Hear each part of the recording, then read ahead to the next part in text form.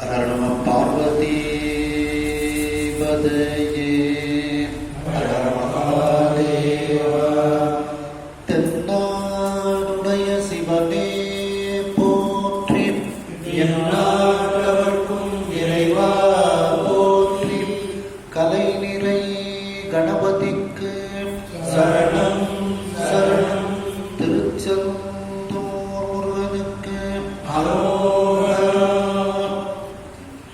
கையிலாய பரம்பரைய சிவஞான போதனரி காட்டும் வெண்ணை பயில் வாய்மை கண்டால் சந்ததி பொறிஞான பானுபாகி குயிலாரும் பொழில் திருவாவடு துறைவாள் குரு நமச்சிவாய தேவன் சயிலாதி மரபுடையோன் திருமரபு நீடூழி தழைகமாதோ.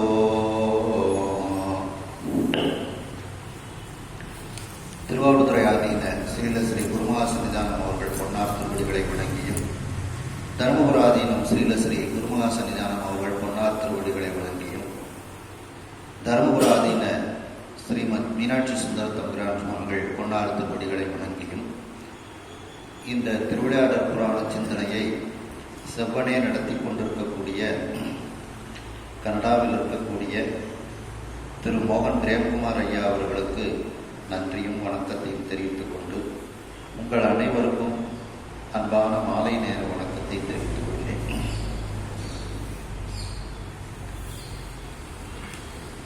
மூர்த்தி தலம் தீர்த்தம் மூன்றும் ஒருங்கே வாய்ந்த திருத்தலம் ஆலவாய் என்று அகஸ்திய முனிவர் காசியம்பதியில் வைத்து விஸ்வநாதர் ஆலயத்தில் இருந்து மற்ற முனிவர்களுக்கு எடுத்துச் சொல்கின்றார்கள். அந்த ஆலவாயினுடைய பெருமையை பற்றி எடுத்துச் சொல்லி வருகின்றார்கள். அதில் திருத்தலத்தை பற்றி சிந்தித்தோம், தீர்த்தத்தை பற்றி சிந்தித்தோம், அங்கு இருக்கக்கூடிய சொக்கநாத பெருமானை பற்றி சிந்தித்துக் கொண்டிருக்கின்றோம். அவருடைய பெருமைகளை எல்லாம் அகத்திய முனிவர் எடுத்துச் சொல்லி வருகின்றார். அதில் சென்ற சிந்தனையில் இறைவனை பஞ்சாமிர்தம், பசுவினிடத்திலிருந்து கிடைக்கக்கூடிய பொருட்கள், தேன், கனிகள், சந்தனம் இவற்றையெல்லாம் கொண்டு முறைப்படி பூஜை செய்ய வேண்டும் என்று சிந்தித்தோம். அதனுடைய தொடர்ச்சி தொடர்கிறது. 315வது பாடல். நல்ல வகை முகமன் ஈரட்புள்ளும்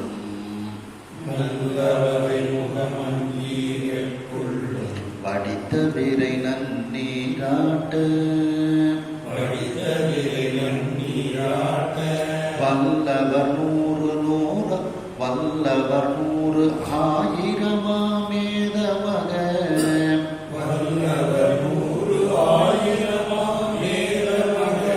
பயன்பெறுவர் வாசனானம் எல்லவிற் குங்குமம் சாந்தம் இவை பலவும்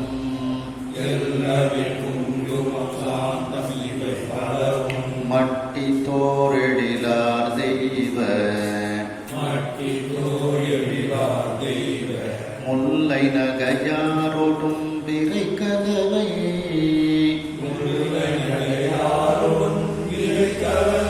குறித்து இன்பம் மூழ்கி வாழ்வார்.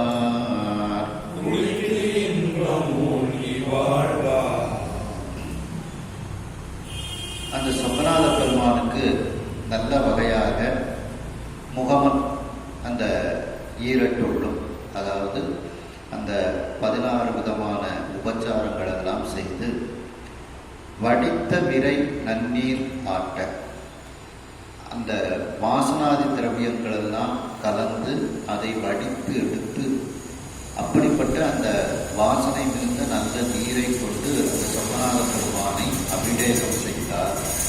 அபிஷேகம் செய்யக்கூடிய அந்த வல்லவர், அபிஷேகம் செய்யக்கூடியவர் 100,000 மேத பயன் பெறுவர்.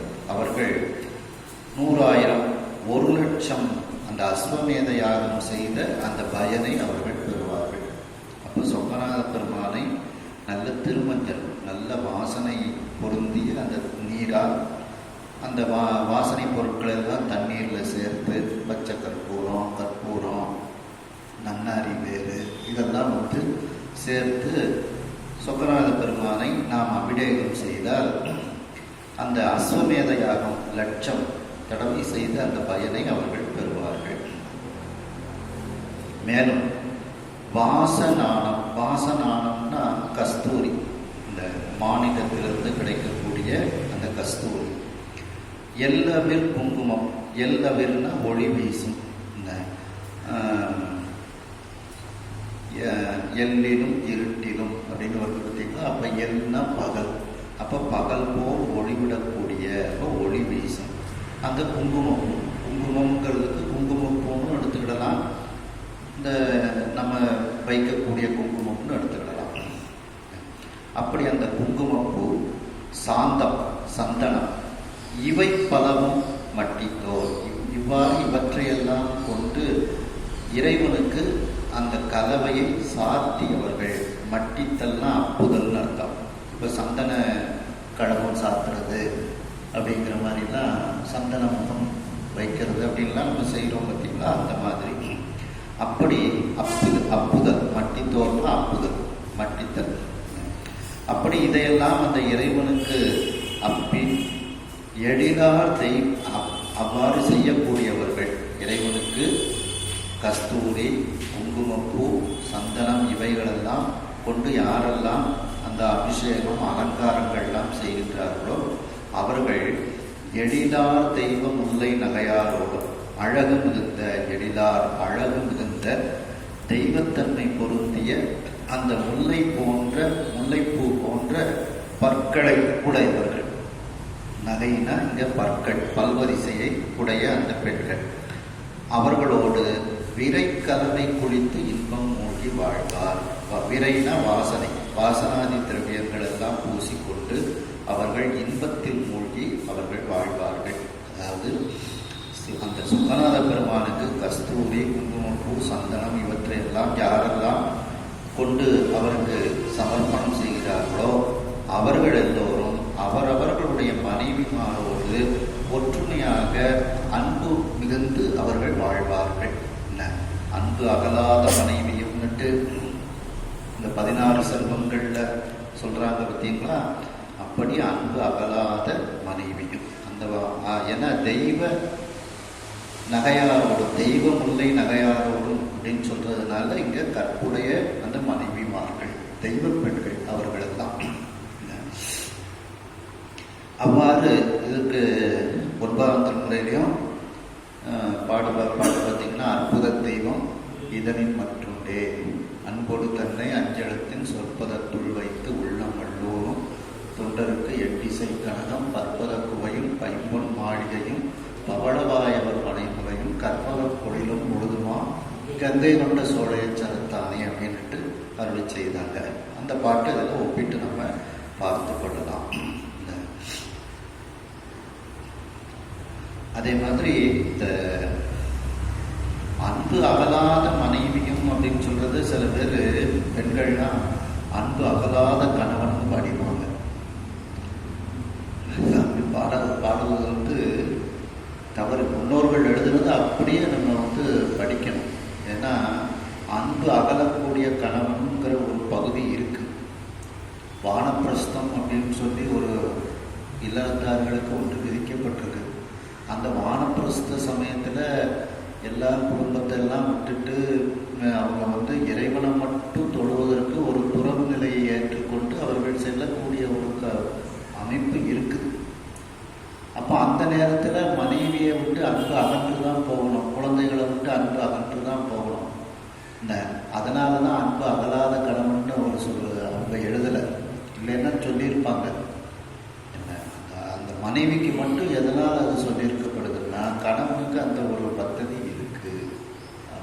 ஒரு குறிப்பிட்ட காலம் வரைக்கும் இல்லறத்தில் இருந்துட்டு அதுக்கப்புறம் அவங்க எல்லாத்தையும் விட்டுட்டு மனைவி குழந்தைகள் எல்லாரையும் விட்டுட்டு இறைவனையே தஞ்சம்னுட்டு ஒரு துறவு நிலைக்கு போகக்கூடிய ஒரு விதி, அதான் வானப்பிரஸ்தம் வகுக்கப்பட்டதனால அன்பு அகலாத கணவன் அது சொல்லப்படல, அன்பு அகலாத மனைவின்னு மட்டும்தான் சொல்லப்பட்டிருக்கு. அடுத்த பாடல் பாருங்க. நன்மலர் ஒன்று ஆலவாயான் முடிமேல் சாத்தினால் நயந்து 100 பொன்மலர் கொண்டு அயல்பதியில் பூசித்த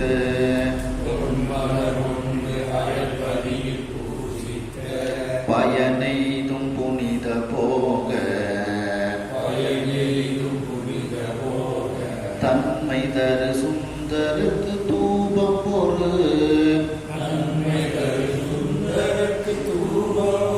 கால் தன்மை தரு சுந்தருக்கு தூபம் ஒரு கால்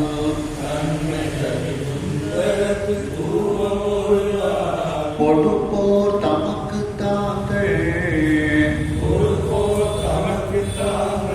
சொல் மனமை உறச் செய்த குற்றம் ஆயிரம் பொறுப்பன் சுருதிநாதன்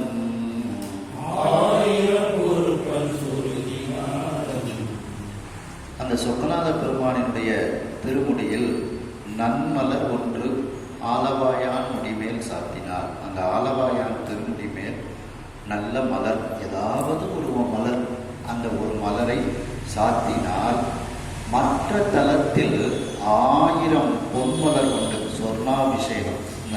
அப்படி அந்த விருப்பத்தோடு 100 பொன்மலர் உண்டு. 100 பொன்னால் செய்த மலர்களை கொண்டு மற்ற தலத்தில் இருக்கக்கூடிய அந்த சிவலிங்கங்களை பூஜித்த பயனானது கிடைக்கும். அதாவது மற்ற தலங்களில் 100 தங்க மலர்களை கொண்டு இறைவனுடைய திருமுடியில் சார்த்திய பலனானது இங்கே இந்த சொக்கநாத பெருமானுக்கு ஒரே ஒரு மலரை சார்த்தினால் அந்த பயன் கிடைக்கும். தங்க மலர்னு சொல்லலை, ஏதாவது ஒரு மலர், இந்த தங்க மலர்னு சொல்லலை, நன்மலர் அவ்வளோதான். அது பொதுவாக மலர் அப்படின்னு சொன்னாலே தாமரை பூன்னு எடுத்துக்கலாம். அப்படி ஏதாவது ஒரு மலரை இந்த சொக்கநாத பெருமான் முடிமேல் நாம் சாத்தினால் மற்ற தலங்களில் உள்ள சிவபெருமானுக்கு அயல்பதியில் மற்ற தலங்களில் உள்ள சிவபெருமானுக்கு 1000 பொன்மலர் கொண்டு 100 பொன்மலர் கொண்டு பூசித்த அந்த பயனை இந்த சொக்கநாத பெருமான் கொடுப்பார். அவருடைய தலைக்கு நம்ம ஒரே ஒரு பூ கொடுத்தால் போதும். மேலும் புனித போகத்தன்மை தரு சுந்தரருக்கு புனிதமான அந்த இன்பத்தன்மையை தரக்கூடிய அந்த சோமசுந்தர பெருமானுக்கு தூபம் ஒரு கால் கொடுப்போர், தூபம் ஒரு நேரம் அவருக்கு நாம் கொடுத்தால் அந்த தூபம் ஒரு நேரத்தில் கொடுத்தாலேயே அவர்களுக்கு கொடுப்போர் நமக்கு அவ்வாறு ஒரு நேரம் தூபம் அவருக்கு கொடுத்தால் அவர்களுக்கு அவர்கள் செய்த 1000 குற்றங்களை இந்த சொக்கநாத பெருமான் பொறுத்துக் கொள்வான். அதுவும் எப்படிப்பட்ட குற்றங்கள்? வெறுமன சாதாரண குற்றங்கள் அல்ல, மனமொழி மெய் தெரிந்தே செய்த குற்றங்கள். அதான் சொல் மனம் மெய் உறச் செய்தன தெரிந்து செய்த மனோவாக்கு காயத்தால் தெரிந்து செய்த அந்த குற்றங்களை எல்லாம் 1000 குற்றங்களை அவன் பொறுப்பான். அவன் அந்த சுருதிநாதன், வேதத்துக்கெல்லாம் தலைவனாக இருக்கக்கூடிய அந்த சொக்கநாத பெருமான். திருமுறைகளில் திருநாவுக்கர சுவாமி சொல்லும்போது அடியார்கள் செய்யும் அனாச்சாரங்கள் பொறுப்பானை அப்படின்ட்டு சொல்லி சொல்லுவாங்க. அப்படி அந்த தூபம், அந்த வாசனை பொருட்களை எல்லாம் கொண்டு அந்த சாம்பிராணி, குங்குலியம், அகில் இதையெல்லாம் கொண்டு அவருக்கு தூபம் கொடுத்தால், அது ஒரு நேரம் கொடுத்தா கூட போதும். அப்படி ஒரு நேரம் கொடுத்தாலேயே அதுக்காண்டி ஒரு நேரம் கொடுத்துட்டு விட்டுறக்கூடாது, தொடர்ந்து நம்மளால முடிஞ்ச போதெல்லாம் செய்யணும். அவர்களுக்கே இவ்வளவு பெரிய பலன்கள் அவர் இந்த சொக்கநாத பெருமான் கொடுக்கின்றார் அப்படின்ட்டு.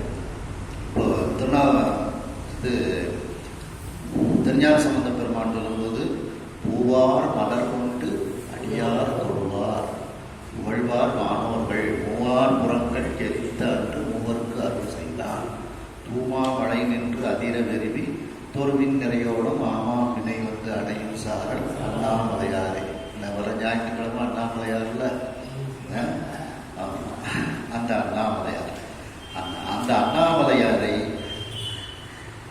அந்த பூக்கள் மலர்களை எல்லாம், அதாவது புதிய பூக்கள், பூவார் மலர் கொண்டுன்னா புத்தம் புதிய பூக்கள், அந்த பூக்களை எல்லாம் கொண்டு இறைவனை தொழுகின்றார்கள் அப்படிங்கிறாங்க. அதுக்கப்புறம் திருநாவுக்கர சுவாமிகள் சொல்லும்போது தலம் பூவோடு தூபம் மறந்து அறியே, தமிழோடு இசைப்பாடல் மறந்து அறியே அப்படிங்கிறாங்க. அடுத்தாக திருஞான சம்பந்த பெருமான் சொல்லும்போது எந்தமது சிந்தை பிரியாத பெருமான் என இறைச்சி இமையோர் வந்து துதி செய்ய வளர் தூபமோடு தீபம் அறிவாய் மையதனால் அந்தியமர் சந்திபத அர்ச்சனைகள் செய்ய அமர்கின்ற கழகம் சப்தமதி குத்தழகன் மாதி மொடுவே உபதி சம்பை நகரே. சம்பந்த பெருமானுடைய வாக்கு வளர் தூபமொடு தீபமலி வாய்மை அதனா அப்படின்ட்டு அந்த தூபம் போடுறது தீபம் ஏற்றுவதெல்லாம் சொல்றாங்க. அதுக்கப்புறம் இதுல பறவைகளும் இறைவனை பறவைகள் மிருகங்கள் அவைகளும் இறைவனை வழிபட்டு அப்படி வழிபடும் போது சம்பாதிங்கிற பறவை அந்த ஒரு குறிப்பிட்ட யோசனை தூரம் போய் பூ பறிச்சுட்டு அந்த வைத்தீஸ்வரன் கோயிலில் உள்ள சுவாமிக்கு டெய்லி பூஜை பண்ணுது. சம்பாதி சடாயுன்னு 2 பட்சிகள் வைத்தீஸ்வரன் கோயிலில் இருக்குது. அதுல அந்த ஜடாயு எப்போதும் சுவாமியை பூஜை பண்ணிக்கிட்டே இருக்கக்கூடியவர். அந்த சம்பாதியும் அதே மாதிரி தான். அந்த சம்பாதி என்ன பண்றாரு, வைத்தீஸ்வரன் கோயில்ல இருந்து காவிரி பூம்பட்டினத்துக்கு டெய்லி பறக்கும். அந்த பறவை காவிரி பூம்பட்டினத்துல நிறைய பூக்கள் கிடைக்கும். அங்க போய் அந்த நிறைய பூக்களை எல்லாம் பறிச்சுட்டு அந்த வைத்தீஸ்வரன் கோயிலில் உள்ள அந்த வைத்தியநாத பெருமானுக்கு பூஜை செய்ததாக சம்பந்த பெருமான் பதிவு செய்கிறாங்க. வாசனம் செய்து இமையோ நாள்தோறும் மலர் தூவ, அதுல யோசனை போய் பூக்குணர்ந்தற்கு ஒரு நாளும் ஒழியாமை பூசனை செய்து இனிது இருந்தால் சொல்லிருக்கு வேலூரே. இப்ப யோசனை போய் அப்போ அந்த குறிப்பிட்ட யோசனை தூரம் காவிரி பூம்பட்டினத்துக்கு போகுது. இங்க வைத்தீஸ்வரன் கோயிலிருந்து டெய்லி போயிட்டு வருது. போய் அங்க நிறைய பூ கிடைக்கும்.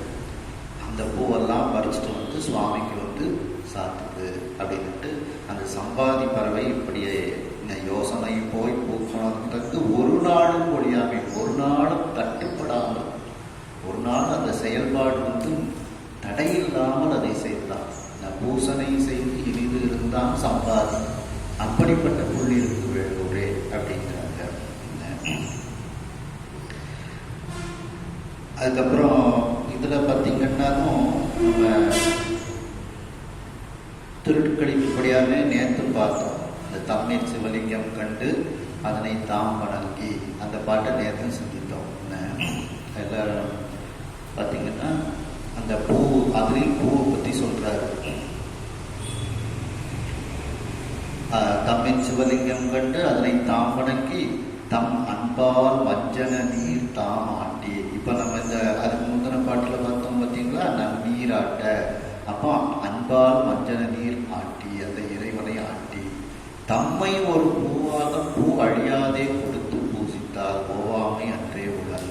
அந்த பூ அதாவது பூ அழியாதே கொடுத்து பூசித்தல் அப்படிங்கிறது என்ன அப்படின்னா, தான் என்னும் எண்ணம் நீங்காத நிலையிலும் தன்னை அர்ப்பணித்து அந்த தன்னை ஒப்புவித்து வழிபடுதல் தான் அந்த பூ வழியாது அப்படிங்கிறது. அப்படி தன்னையே நிவேதனமாக ஆக்கி கொண்டு தம்மை ஒரு பூவாக அப்படி அந்த அன்பையே இறைவனுக்கு செய்து கொண்டே இருக்கும் பொழுது அங்கு இறைவன் நமக்கு செய்ய வேண்டியதெல்லாம் செய்வார் அப்படிங்கிறார். அப்ப அன்பா மஞ்சள் நீர் தான் ஆண்டவர்கள். இதே திருக்கழித்துப்படியாரில் இன்னொரு பாட்டில் சொல்லிடுவாங்க, எதுனாலும் அன்பு இல்லாட்டா தீர்த்தம் தியானம் அர்ச்சனைகள்னா வெறும் சாற்றும் பழமன்றே அப்படின்ட்டு சொல்லி முடிச்சிருவாங்க. அதுபோல எந்த செயலை இறைவனுக்கு செய்யும் பொழுதும் அதில் நமக்கு அன்பு, அந்த அன்போடு நாம் செய்யும் போது தான் அது நமக்கு சிறந்த பலனை கொடுக்கும் அப்படிங்கிறாங்க. இளையால் அன்பால் ஏற்றுவார் நமக்கு. அடுத்த பாடல். திரு அமுது நிவேதிப்போர் அவிழ் ஒன்றற்கு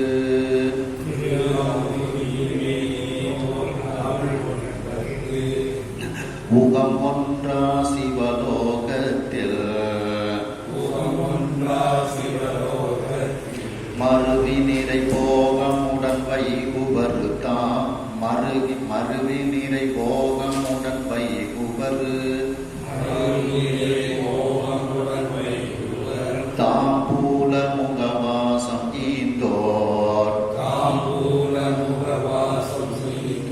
ஒருவரிய கடவுளர் ஆண்டு ஒரு நூறு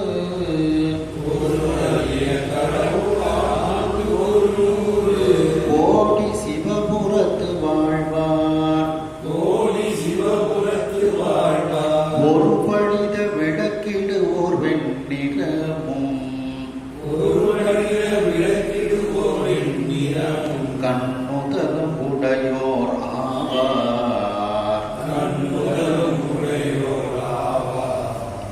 திரு அமுது நிவேதிப்போர், இறைவனுக்கு நல்ல நெய்வேத்தியங்கள், சக்கரை பொங்கல், புளியோதரை, பாயாசம். அம்பாளை சொல்லும்போது லலிதா சகஸ்ரநாமத்தில் பாயாசம்ன பிரியாஜை நமக அப்படின்ட்டு அம்பாளை சொல்லுவாங்க. அப்படி அந்த திரு அமுது நிவேதிப்போம். இன்னொரு இதில் பார்த்தீங்கன்னா அம்பாளை சொல்லும்போது பெருந்தீனி கொள்பவள் அப்படின்னு சொல்லுவாங்க. இந்த உலகத்தையே ஒரு கவளமாக உருட்டி சாப்பிடக்கூடியவள் அப்படின்ட்டு லலிதா சகஸ்ரநாமத்தில் மகாகிராசான்னா இந்த உலகத்தை ஒரு கவளமாக உருட்டி சாப்பிடுவாளாம். மகா அசனா அப்படின்னா பெருந்தீனி கொள்பவள் அப்படின்ட்டு. அது மாதிரி அதிலே பாயாசன பிரியாதை அப்படின்ட்டுலாம் வரும். மேலும் அந்த திரு அமுது நிவேதிப்போர், அந்த சொக்கநாத பெருமானுக்கு அந்த நைவேத்தியங்களை எல்லாம் நிவேதனம் செய்யக்கூடியவர்கள், அந்த ஒரு செயல்பாட்டை செய்யக்கூடிய அதற்கு பொருள் செலவு செய்யக்கூடியவர்கள் அவிழ் ஒன்றற்கு, ஒரு பருக்கைக்கு, அவிழ்னா ஒரு பருக்கை, அந்த பருக்கை ஒன்றற்கு உகம் ஒன்றா சிவலோகத்தில் மருவி, அந்த ஒரு பருக்கைக்கு ஒரு உகம், ஒரு யுகம் ஒன்றா, அப்படி எத்தனை பருக்கை கொடுக்கின்றார்களோ அத்தனை யுகம் அவர்கள் அந்த சிவலோகத்தில் வீற்றிருந்து நிறை போகமுடன் வைகுவர், நிறைந்த இன்பத்தோடு அவர்கள் அங்கே இருப்பார்கள். அந்த சிவலோகத்தில் அவர்கள் ஒரு பருக்கைக்கு ஒரு யுகம் அப்படின்னு கணக்கு வச்சுக்கிட்டு எத்தனை பருக்கை அந்த சுகநாத பெருமானுக்கு கொடுக்கின்றார்களோ அத்தனை யுகம் அவர்கள் அந்த சிவலோகத்தில் அவர்கள் மிகுந்த இன்பத்தோடு, நிறை போகம், மிகுந்த இன்பத்தோடு போகத்தோடு அவர்கள் அங்கே வாழ்வார்கள். மேலும் அந்த சுகநாத பெருமானுக்கு தாம்பூல முகவாசம், அந்த தாம்பூல வெத்தலை வாக்கு முகவாசம்ங்கிறது, அந்த தாம்பூல முகவாசம்ங்கிறது அந்த நறுமண பொருட்கள். முகவாசம்ங்கிறது தக்கோலம், ஏலம், இலவங்கம், கற்பூரம், ஜாதிக்காய், இந்த மாதிரி வாசனாதி பொருட்கள். இதையெல்லாம் அந்த சொக்கநாத பெருமானுக்கு கொடுக்கக்கூடியவர்கள். அவர்கள் என்ன பலனை பெறுவார்கள் என்றால், முகவாசம் ஈந்தோர் கொடுக்கக்கூடியவர்கள் பொறுவரிய கடவுளர் ஆன்று, ஒப்பற்ற, அதாவது போரில் ஜெயிக்க முடியாத அந்த தேவர்கள். பொறுவரிய அப்படின்னா போரில் வெற்றி காண முடியாத அந்த தேவர்கள், அதாவது எப்பொழுதும் வெற்றியையே உடைய அந்த தேவர்கள். அந்த தேவர்களை வெற்றி கொள்ள முடியாது. அந்த கடவுளர் ஆண்டு, அந்த தேவ வருடம், அந்த தேவ வருடத்தில் 100 கோடி சிவபுரத்து வாழ்வார். அந்த சிவபுரத்தில் அவர்கள், அந்த சிவலோகத்தில் 100 கோடி வருஷங்கள். அது என்ன ஆண்டு? அவங்க நம்ம வருஷம் முதல்ல தேவ வருஷம். தேவ வருஷத்துல 100 கோடி அவர்கள் அந்த சிவபுரத்தில் வாழ்வார்கள். அதாவது தாம்பூலம், அந்த முகவாசம், இதெல்லாம் சொக்கநாத பெருமானுக்கு கொடுத்தால் அவர்கள் தேவ வருடத்தில் 100 கோடி அந்த சிவபுரத்தில் வாழ்வார்கள். மேலும் ஒரு பழித விளக்கு இடுவோர். பழிதம் அப்படின்னா கற்பூரம். அந்த கற்பூர தீபம், அந்த கற்பூர விளக்கு யாரெல்லாம் சொக்கநாத பெருமானுக்கு ஏற்றுகிறார்களோ அவர்கள் சாரூப பதவியை அவர்கள் பெறுவார்கள். வெண்ணிறம், சொக்கநாதர் அந்த கைலாயத்தில் சுவாமி எப்படி வெள்ளை வெள்ளேர்னு திருநீரெல்லாம் பூசி மெய்யெல்லாம் வெந்நீர் சண்டித்த மேனியானாக அந்த சுவாமி எப்படி இருக்கின்றாரோ அதுபோல அவர்கள் வெண்ணிறமும் திருநீரெல்லாம் பூசி கண்முதலும் அந்த நெற்றிக்கண் உடையவர்களாகவும் அவர்கள் ஆவார்கள். இதில் பார்த்தீங்கன்னா இந்த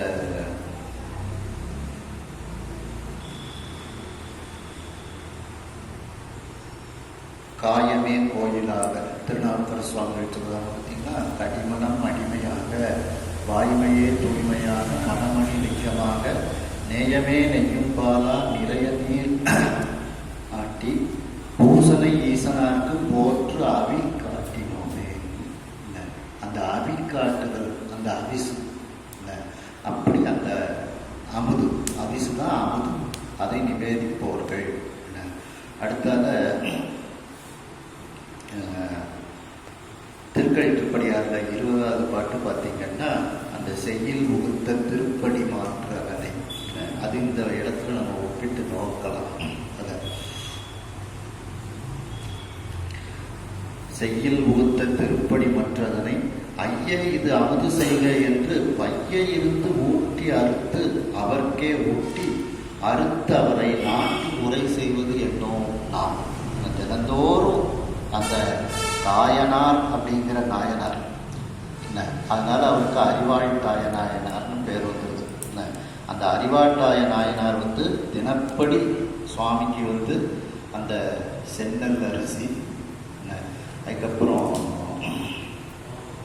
மாவடு, செங்கீரை, இந்த 3 டெய்லி சுவாமிக்கு கொடுக்குறார்.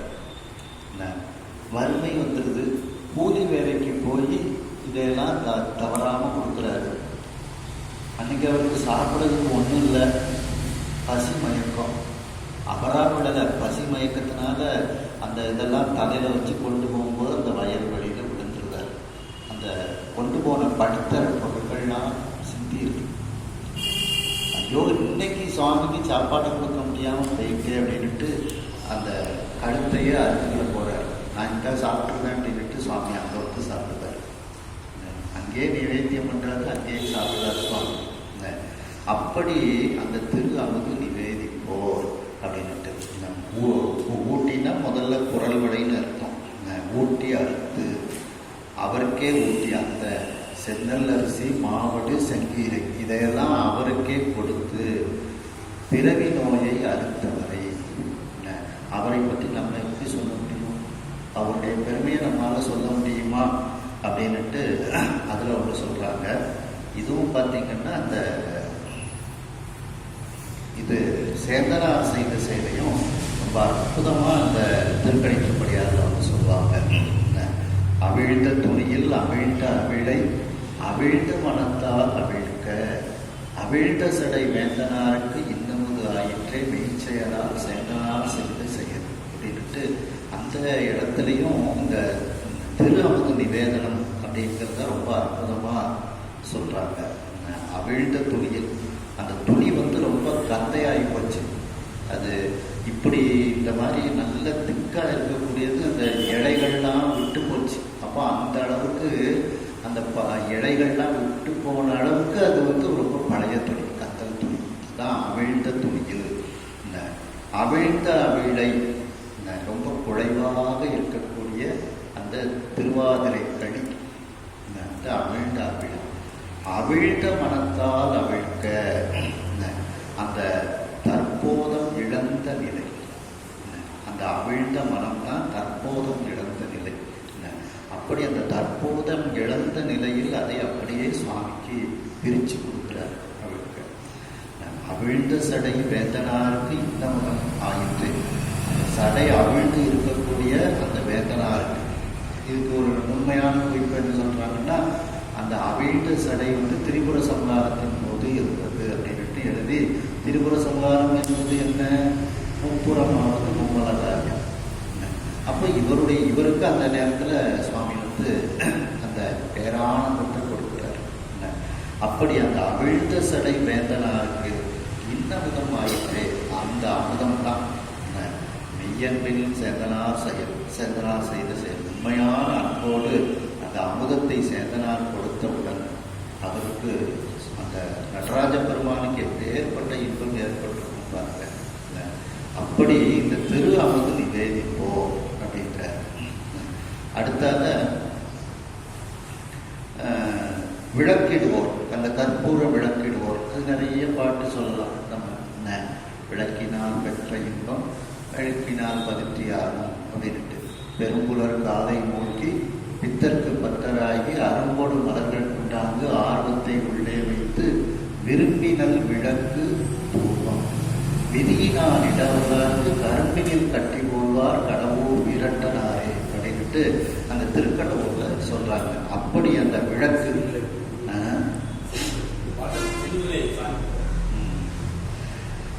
அப்படி அந்த கற்பூர தீபம், அந்த விளக்கு ஏற்றினால் நமக்கு சாரூப பதவியை அவர் கொடுக்கின்றார். அடுத்த பாடல் பாருங்க. திருமஞ்சனம் எடுக்க கூடம் ஆட்ட,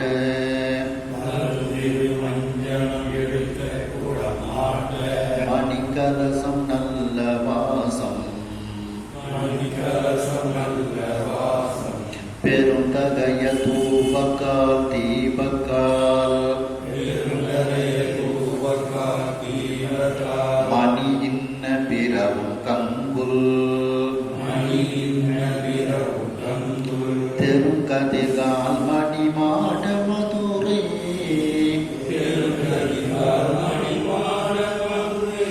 நாயகர்க்கு ஈதோர் செய்த பாவம்,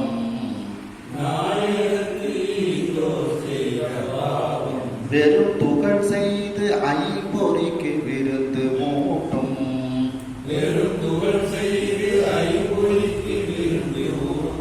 பெரும் காம வெள்ளத்து ஆழ்வார்,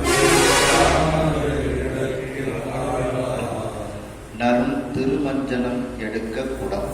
இந்த பொருட்கள், அந்த அபிஷேகத்திற்குரிய பொருட்கள், பூஜைக்குரிய பொருட்கள் எல்லாம் இறைவனுக்கு கொடுத்தால் அவர்கள் செய்த பாவங்களை எல்லாம் பொடி பொடியாக சுவாமி, அதுவும் வெறும் துகள், ஒன்றுமே இல்லாத துகளாக ஆக்கி விட்டார். அந்த பாவமே இல்லாத அளவுக்கு அதை பொடி பொடியாக ஆக்கி அவர்களுக்கு அந்த பேரின்ப வெள்ளத்தை அவர்களை மூழ்கடிக்கின்றார் சுவாமி. நரும் திருமஞ்சனம் எடுக்கக்கூடாது.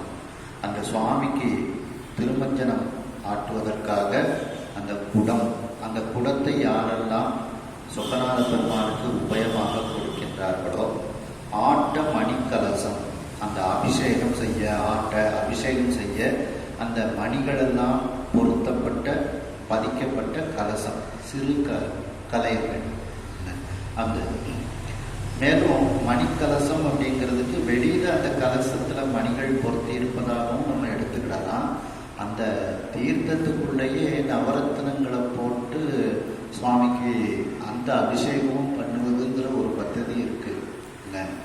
இதுல கண்ணப்ப நாயனாருடைய வாய்க்குள்ள 32 அந்த பற்கள் பூராவும்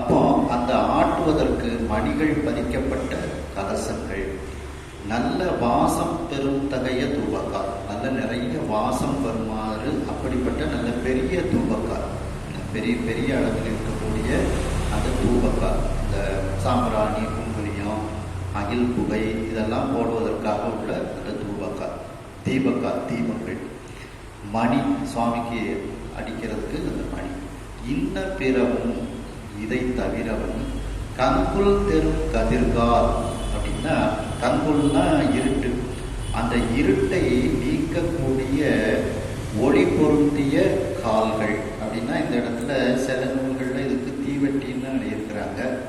சில நூல்களில் மதுரை மாநகரம் பகல் போலவே எப்பொழுதும் இருக்கின்றது அப்படிங்கிற அர்த்தம் எழுதியிருக்கிறாங்க. ஆனால் இந்த இடத்துல தீவெட்டி தான் ஓரளவுக்கு சரியா இருக்கும்.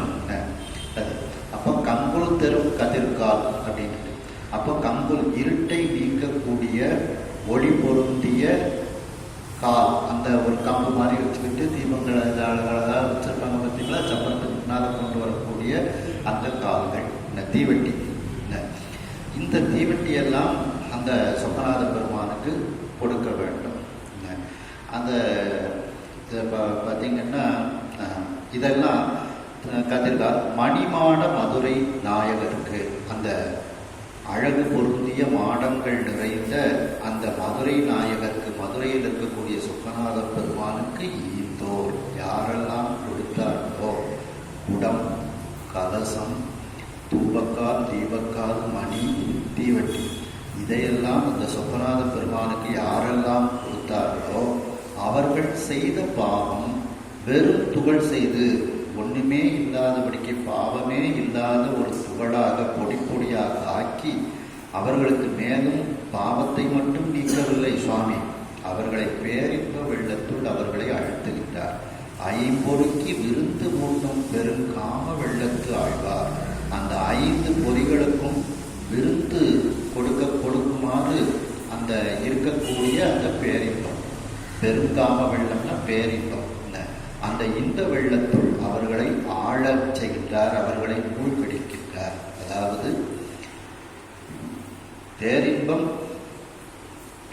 ஒட்டுக்க நம்முடைய 5 பொறிகளுக்கும் விருந்தாக அமையக்கூடியது. அது ஓரளவுக்கு சிற்றின்பத்துக்கும் சரியாகும். அதனால தான் சிற்றின்பத்தை வச்சு பேரின்பத்தை ஒப்பிட்டுக்கிட்டே இருக்கிறோம். ஆகையினால் அந்த 5 பொறிக்கு விருந்து ஊட்டக்கூடிய அந்த பேரின்ப வெள்ளத்துள் அவர்கள் அந்த சொக்கநாத பெருமான் ஆழ்த்தி வருகின்றார். இப்போ இந்த குடம், தடம்,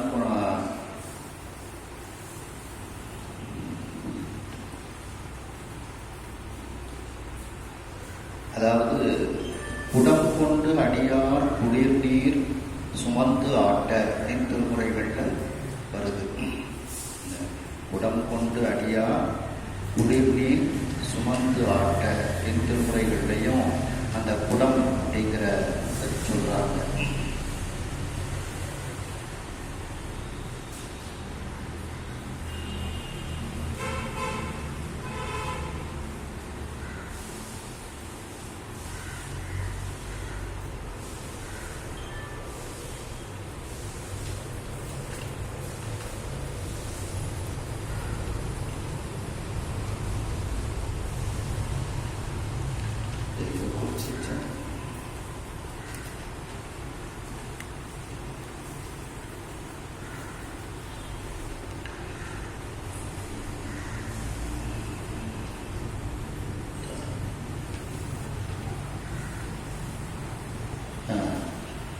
அதாவது சம்பந்த பெருமான் 1ஆம் திருமுறையில சொல்றாங்க, தடம் கொண்டதோர் தாமரை பொன்முடி தன்மேல் குடம் கொண்டு அடியார் குளிர் நீர் சுமந்து ஆட்ட, படம் கொண்டதோர் பாம்பரை ஆர்ந்த பரமன் இடம் கொண்டு இருந்தான் இடைமருது இல்லோ அப்படின்னு சம்பந்த பெருமான் இப்படி அந்த குடத்துல தண்ணீரை ஆற்றங்கரையிலிருந்து சுமந்துட்டு வருவது அப்படி திருவானைக்காவலே அந்த வரலாறை நம்ம பார்க்கிறோம்.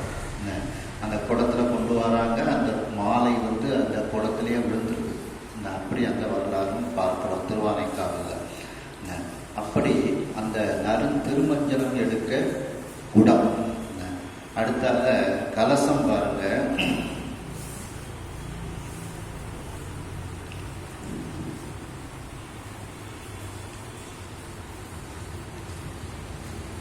கண்ணப்ப நாயனாரினுடைய வாயே கலசமாக இருக்கிறது. அவர் அந்த பொன்முகலி ஆற்றில குளிச்சுட்டு சுவாமிக்கு அபிஷேகம் தன்னுடைய வாயில தான் வச்சுக்குவார். பூவு தன்னுடைய தலையில வச்சுக்கிட்டு தான் கொண்டு வந்து பூஜை, அவருடைய பூஜை. அப்போ அந்த கண்ணப்ப நாயனாரினுடைய வாயே கலசமாக இருக்கின்றதாம். சம்பந்த பெருமான் பதிவு செய்கிறாங்க. பொறுப்பற்றி செய்கின்ற பூசணைகள் போடுவது வாய் கலசம். வேயனைய தோல் உமையோ பாகம் அதுவாக விடையேறி சடைமேல் தூய மதிசூடி சுடுகாடு நடமாடி மலைதன்னை நினைவில் வாய் கலசமாக வழிபாடு செய்யும் வேடன். வாய் கலசமாக வழிபாடு செய்யும் வேடன் மலராது நயனம் காய்கனையினால் இடந்து ஈசனடி போடு காலத்தின் வரையே அப்படின்ட்டு காலத்தின் வரையில அந்த கலசம் கண்ணப்ப நாயனாருக்கு அவருடைய வாயே கலசமாக இருக்கின்றது. அவ்வாறு மேலும் இந்த தீவெட்டி அப்படிங்கிறத பார்த்தோம்னா பூதம் ஒரு பொந்தி மணிவிளக்கு பூதம் பற்ற பொறியூர் சிற்றம்பலமே புக்கார்தாமே சந்தித்த கோவணத்த வெண்ணூர் மார்பர் சங்கரனை பொந்தி மணிவிளக்கு. அந்த கடைசி வரி பொந்தி மணிவிளக்கு பூதம் பற்ற பொறியூர் சிற்றம்பலமே புக்கார்தாமே அப்படின்ட்டு.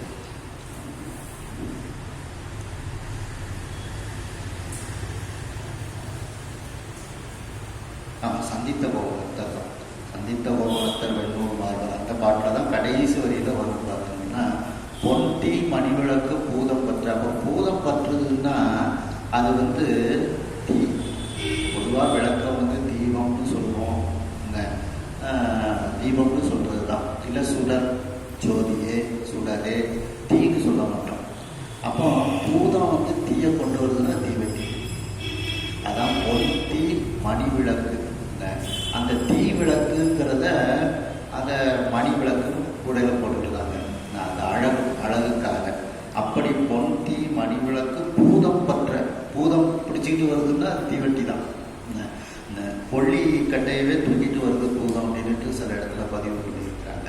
அப்படி பொந்தி மணி விளக்கு பூதம் பற்ற புரியூர் சிற்றம்பலமே புக்கார்தாமே அப்படின்ட்டு அந்த தீவெட்டியை பற்றியும் இந்த திருநாவுக்கர சுவாமிகள் சொல்றாங்க. சந்தித்த கோவணத்தில் அந்த பாட்டில். அடுத்த பாடம் பாருங்க.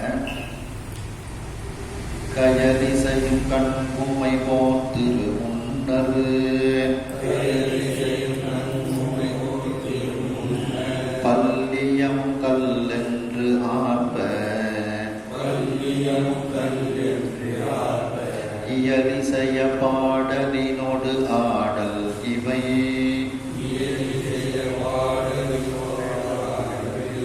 செய்விப்போர் இருமாப்பு எய்தே புயதிசைய இயம் கதிப்பம் உலகம் தொட அரசாய் பொலம்பொம்பு ஆடும் செயலிசைய அணங்கடையாராடரங்கு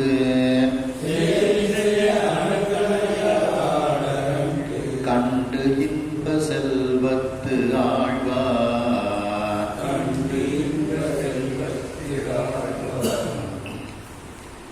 கயல் இசையும் கண் மீன் போன்று அசைந்து கொண்டிருக்கக்கூடிய அந்த கண்களை உடைய உமாதேவியார், அங்கேயர்கண்ணி அம்மையார், மீனாட்சி அம்மை. அந்த உமை போல் அந்த உமாதேவியினுடைய கணவனாகிய சொக்கநாத பெருமானினுடைய திருமுன்னர், அவருடைய திருமுன்னிலையில் பலவிதமான வாத்தியங்கள், பல்லியம் அப்படின்னா பலவிதமான வாத்தியங்கள். பல்லியம்னாலே வாத்தியம்னு அர்த்தம். கல் என்று ஆர்ப்ப அந்த சப்தம் நல்ல கேட்குமாறு அந்த வாத்தியங்களை வாசிக்கின்றார்கள். மேலும் இயல், இசை, பாடல், ஆடல் இவைகளெல்லாம் செய்வோர். அந்த சொக்கநாத பெருமான் முன்பு அவனுடைய பெருமைகளை பேசுதல், அதான் இயல். இசை இல்லை, அவனை பற்றி எல்லாரும் கூடியிருந்து அடியார்கள்லாம் அவனுடைய பெருமைகளை பேசுவது, ஒவ்வொருவரும் கலந்துரையாடல். ஏன்னா சொற்பொழிவு ஒரு பக்கம் இருந்தாலும் கலந்துரையாடலும் இருந்திருக்கு. ஏன்னா பாசம் பரஞ்சோதிக்கு என்பாய் இராப்பகல்லாம் பேசும்போது ராத்திரி பகலும் இவங்க பேசிட்டு இருந்திருக்காங்க. அப்போ அந்த சொற்பொழிவு நடக்கலை. ஒவ்வொருத்தரும் ஒவ்வொரு கருத்தை சொல்லுவாங்க சொக்கநாத பெருமானை பற்றி. அப்போ ஒரு 10 தோழிமார்கள் எல்லாரும் இருந்துக்கிட்டு அந்த இறைவனை பற்றிய பெருமைகள் எல்லாம் அவரவர்களுக்கு தெரிந்ததை ஒருவருக்கொருவர் பரிமாறிக்கொண்டு அதில் ஆனந்தத்தை அடைதல், அந்த கலந்துரையாடலும் இயலில் எடுத்துக் கொள்ளலாம். சொற்பொழிவு மட்டுமே அல்ல, கலந்துரையாடல். அப்போ இயல், இசை. இசை இறைவனுடைய பாடல்களை பாடுதல், பாடல், ஆடல், இறைவன் முன்பு நடனம் ஆடுதல். இதையெல்லாம் யாரெல்லாம் செய்கின்றார்களோ அவர்கள் இருமாப்பு எய்தி, அவர்கள் மகிழ்ச்சியை அடைந்து, இறைவன் முன்பு நாம் செய்கின்றோம் என்பதனாலேயே ஒரு மகிழ்ச்சி வருகின்றது. அதான் அந்த இருமாப்பு எய்தி. புயல் இசையை இயம் கலிப்ப, மேகம் போன்று வாத்தியங்கள் எல்லாம் இவர்கள் அவ்வாறு இறைவன் முன்பு வாத்தியங்கள் வாசிக்கக்கூடியவர்கள், இயல், இசை, பாடல், ஆடல் இவைகள் எல்லாம் செய்யக்கூடியவர்கள் அரசராக ஆகிவிடுகிறார்கள். அது எப்படிப்பட்ட அரசர்களாக அவர்கள் ஆகிவிடுகிறார்கள்? அவர்கள் முன்னிலையில் இதே மேகம் போன்று வாத்தியங்கள் எல்லாம் முழங்குமாறு புயல் இசையை இயம் கழிப்பர். இது இந்த ஆன்மாக்களை சொல்றாங்க. ஆன்மாக்கள் முன்னிலையில், அந்த அரசனாக ஆகக்கூடிய ஆன்மாக்கள், அந்த ஆன்மாக்கள் முன்னிலையில், அந்த அரசர்கள் முன்னிலையில் புயல் மேகம் போன்று வாத்தியங்கள் எல்லாம் முழங்க மூவுலகம் தொட, அவர்களை உலகத்தில் உள்ளவர்களும் அந்த அரசரை தொட அரசாய் அரசர்களாக அவர்கள் ஆவார்கள். மேலும் அவர்கள் பொலக்கொம்பு ஆடும் செயல் இசைய அணங்கு. பொன்னால் செய்யப்பட்ட ஒரு கொம்பு, ஒரு கொடி போன்று பொன்னால் செய்யப்பட்ட கொடி எப்படி ஆடுகின்றதோ அந்த செயல்பாடு போன்று பெண்கள் எல்லாம் நடனம் ஆடுகின்றார்கள். அப்போ அந்த பெண்கள் எல்லாம் பொன் போன்று இருக்கின்றார்கள். அந்த பெண்கள் ஆடக்கூடிய அந்த ஆடல்களை கண்டு அவர்கள் இன்பமாகிய செல்வத்தில் ஆழ்ந்து இருப்பார்கள்.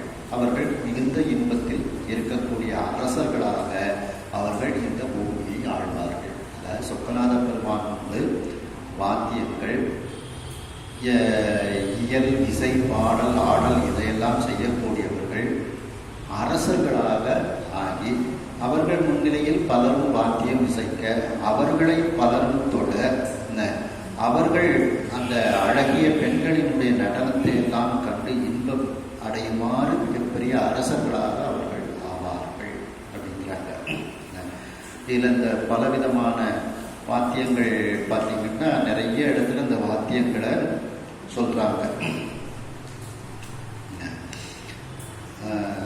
காரைக்கால் அம்மையார் சொல்லுவாங்க பார்த்தீங்களா, நிறைய இடத்துல காரைக்கால் அம்மையார் புத்தம் கைக்கிள்ளை விளரி தாரம் உளையிடி ஓசைப்பண் கெழுமப்பாடி சச்சரி கொக்கரை தாழம் தக்கையோடு தகுனித்தம் துத்துவி தாழம் நீனை மத்தளம் கரடிகை வன்கை மென்தோல் தமருகம் குடமுடா மொந்தை வாசித்து அத்தனை இரவினோடு ஆடும் எங்கள் அப்பன் இடத்து ஆனங்காரே அப்படிங்கிறாங்க.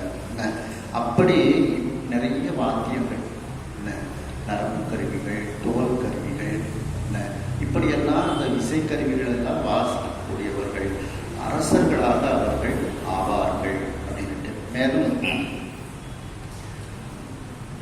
தேடி சென்று திருந்தடி ஏற்பமின் நாடி அவர் நம்மையும் ஆட்கொள்வர் ஆடிப்பாடி அண்ணாமலை கைதொழ ஓடிப்போம் நமது உள்ள வினைகளே.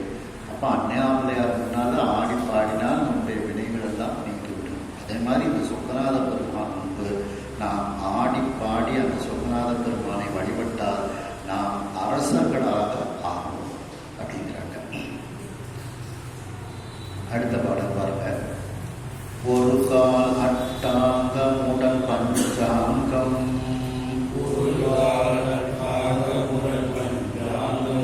உடனாதல் ஒன் செங்கால் வெண் உருகாலும் மதத்தடம் சூழ் கூடல் நாயகர் பணிவோர் போல் ஒன்று போச்சே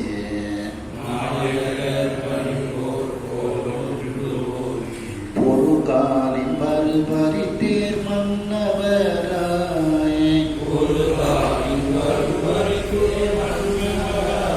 யாவருத்தம் உடைவாது எய்தேன் இருகாலம் தலைவருட எக்காலம் தமை வணங்க இருப்பர் அன்றே.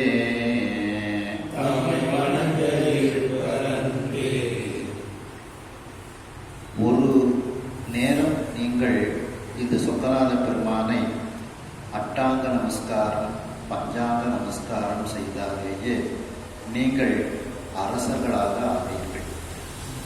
ஒரு தடவை செஞ்சப்போ சொக்கநாதர் முன்னால அட்டாங்க நமஸ்காரம் பஞ்சாங்க நமஸ்காரம் செஞ்சாலே கீழே விழுந்து வணங்கினாலே நீங்கள் அரசர்களாக ஆவீர்கள் அப்படின்னு இந்த பாட்டில் சொல்றாங்க. ஒரு கால் அட்டாங்கமுடன், அட்டாங்கம்னா தலை கை 2 காது 2 மோவாய், அதில் தோள் 2 போட்டுக்க, அதில் தாழ் 2 போட்டுக்கணும். இந்த தோள்ங்கிறதுல தாழ் அந்த ஒரு ரெட்டை கொம்பை அடிச்சு விட்டுறணும். ஆமாம், 8 உறுப்புகள். அதான் தலை, மோவாய், கை 2 காது 2 தாழ் 2 தாழ் கால், அப்போ 8. இந்த 8 உறுப்புகளும் கீழே விழுமாறு நாம் இறைவனை பணிதல். பஞ்சாங்கம்னா தலை கை 2 முழங்கால் 2. இது கூடியான மட்டும் பெண்கள் பஞ்சாங்க நமஸ்காரம் பண்ணுவாங்க, ஆண்கள் அட்டாங்க நமஸ்காரம் பண்ணுவாங்க. அப்படி இந்த அட்டாங்கம், அட்ட அங்கம், அட்டம்னா 8 அங்கம், பஞ்சம்னா 5 பஞ்சாங்கம். இப்படி அந்த 8 அங்கங்கள் 5 அங்கங்கள் இவைகளெல்லாம் ஒன்றாக சேர்ந்து அந்த சொக்கநாத பெருமான் முன்பு நாம் நமஸ்காரம் செய்தால் அந்த சொக்கநாத பெருமான் பணியக்கூடியவர்கள். அந்த சொக்கநாத பெருமான் எப்படிப்பட்டவர்? கூடல் நாயகராக இருக்கக்கூடியவர். அந்த கூடல் மாநகரம் எப்படிப்பட்டது? ஒன் செங்கால் வெண் குருகு ஆளும் ஒளி பொருந்திய சிவந்த கால்கள் உடைய வெண்மையான குருகு அப்படின்னா அன்னப்பறவை. இந்த வெண்குருகுன்னா அன்னப்பறவை. அந்த அன்னப்பறவைகள் எல்லாம் விளையாடி கொண்டிருக்கக்கூடிய அந்த மலர் தடம் மலர் பொருந்திய அந்த பொய்கைகள், நீர்நிலைகள் சூழ்ந்த கூடல். அந்த கூடல் மாநகரத்திற்கு நகரத்தில் இருக்கக்கூடிய நாயகனாகிய சொக்கநாத பெருமானை ஒரு தடவை அட்டாங்கம் பஞ்சாங்கம் முறையால் யாரெல்லாம் பணிவார்கள் அவர்கள் அரசர்களாக ஆவார்கள். எப்படிப்பட்ட அரசர்களாக ஆவார்கள்? போர் ஒன்று போச்சு, செங்கோல் செலுத்தி. ஒன்று அப்படின்னா தனித்துவம் வாய்ந்த, அந்த ஆணைக்கு கட்டுப்பட்டு அப்படின்ட்டு போர் ஒன்று போச்சு, தனித்துவம் வாய்ந்த செங்கோல் போச்சு. ஒரு காலில் வருபரித்தேர் மன்னவராய், அவர்கள் தேரில் வரக்கூடிய மன்னவர்களாக இருக்கின்றார்கள். அந்த தேர் எப்படி இருக்கின்றது என்றால் குதிரை பூட்டப்பட்டிருக்கின்றது. பரின குதிரை. அந்த குதிரை எப்படி வேகமாக செல்கிறது?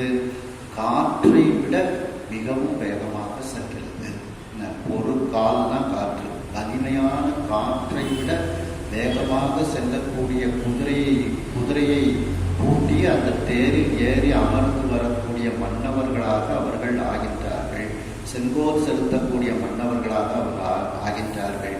மேலும் யாவரும் தம்புடை வந்து எய்தி, மற்ற எல்லா சிற்றரசர்களும் அவர்களிடத்தில் வந்து அந்த மன்னர்களை அடைந்து இரு காலும் தலைவருட மற்ற மன்னர்களினுடைய 2 கால்களும் இந்த சொக்கநாத பெருமானை வணங்கி அதனால் மன்னர்களாக ஆகிய அந்த மன்னரினுடைய தலையில் விழுந்து வணங்குகிறார்கள். மற்றவர்களினுடைய 2 காலும் தலை வருக, எக்காலம் தமை வணங்க. இருகாலம்னா அந்த சொக்கநாத பெருமானை வணங்கியதால் அரச பதவி பெற்றவர்களுடைய கால்கள். அந்த தலையில் எது வருடுகின்றது அப்படின்னா மற்றவர்களினுடைய தலை வருடுகிறது. அப்போ அவருடைய காலில் விழுந்து நமஸ்காரம் பண்ணுறாங்க. தலை வருட, எக்காலம் தமை வணங்க, எல்லா நேரத்திலும் அவர்கள் வாழ்க்கை முழுவதும் அந்த மற்ற அரசர்களெல்லாம் அவர்களை வணங்குமாறு அவர்கள் வீற்றிருப்பார்கள். அதாவது இவர்கள் பேரரசர்களாக இருப்பார்கள். சொக்கநாத பெருமானை வணங்கியவர்கள் பேரரசராக இருப்பார்கள், மற்றவர்கள் சிற்றரசர்களாக இருப்பார்கள். அவ்வளோதான். மூர்த்தி நாயனார் தான் இதுக்கு சிறந்த உதாரணம். மூர்த்தி நாயனாருக்கு அந்த சந்தனம் கிடைக்கலன்னு கையவே சந்தனமாக வச்சு அரைக்கிறாரு. அதாவது சுவாமி நிறுத்துன்னு சொல்லிட்டு அந்த ராஜா இறந்துருந்தாரு. இவருக்கு யானை மாலை போட்டு இவரை கொண்டு வரும். மூர்த்தி நாயனார் இருந்தாலும் எல்லாரும் வந்து விழுகின்றார்கள். அந்த மூர்த்தி நாயனாரை நினைவு வச்சு தான் இதை எழுதியிருப்பாங்களோன்னு எனக்கு ஒரு ஆசை.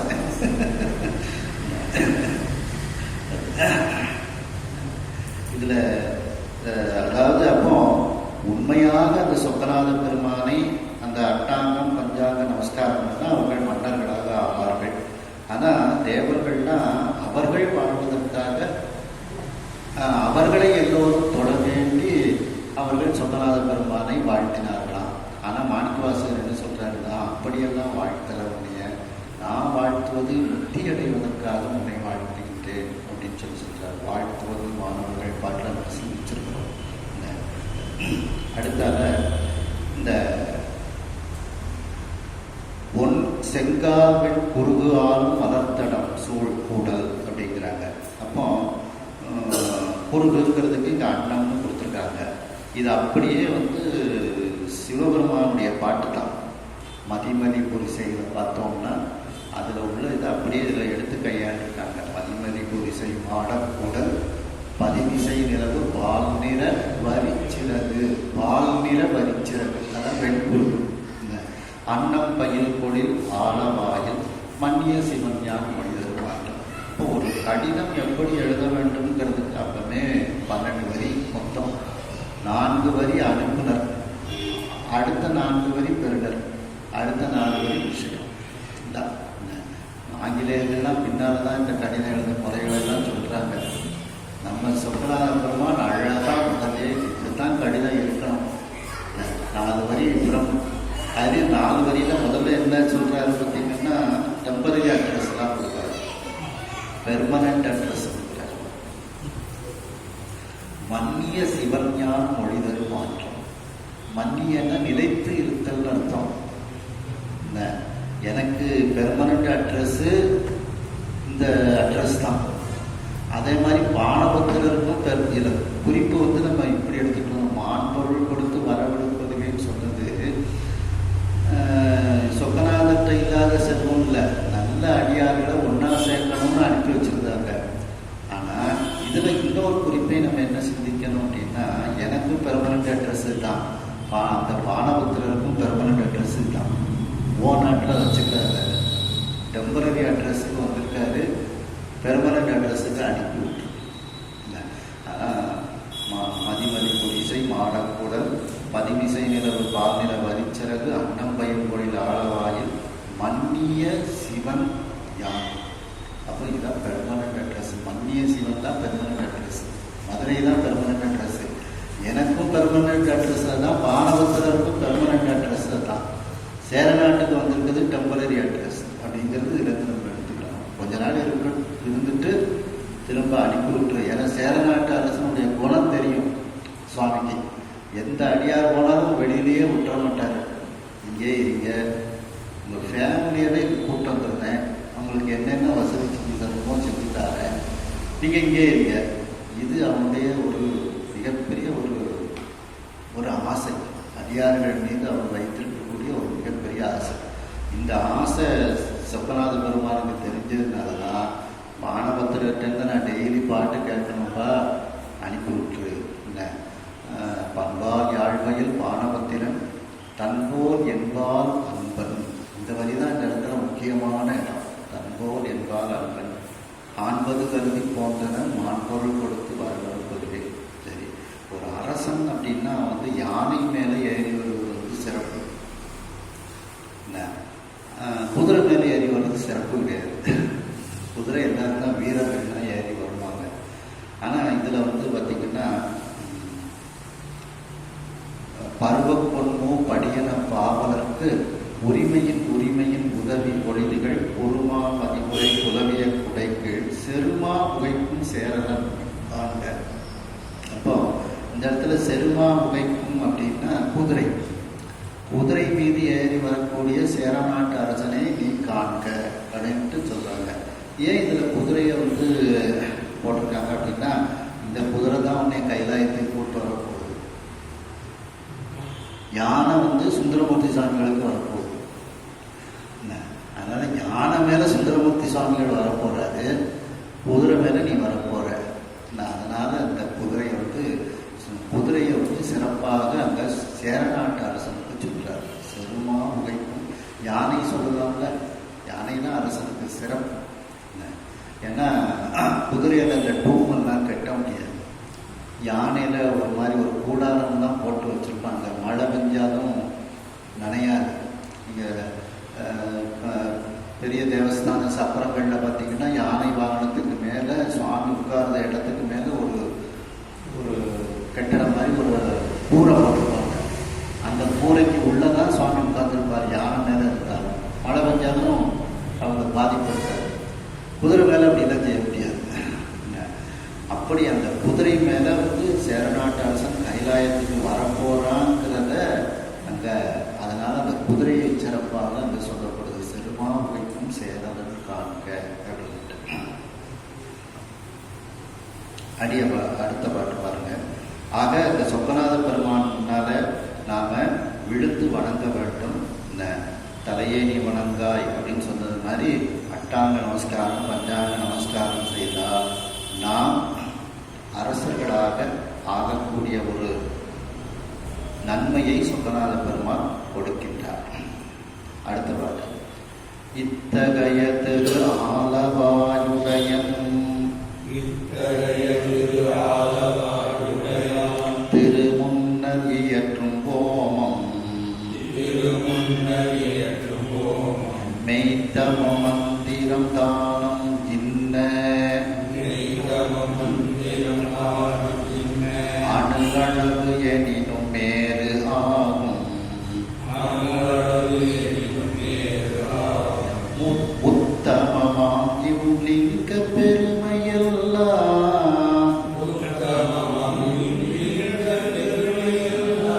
யாவரளந்து உரைப்பரு வேத வித்தகரே சிறிது அறிந்தவாறு உரைத்தேன்.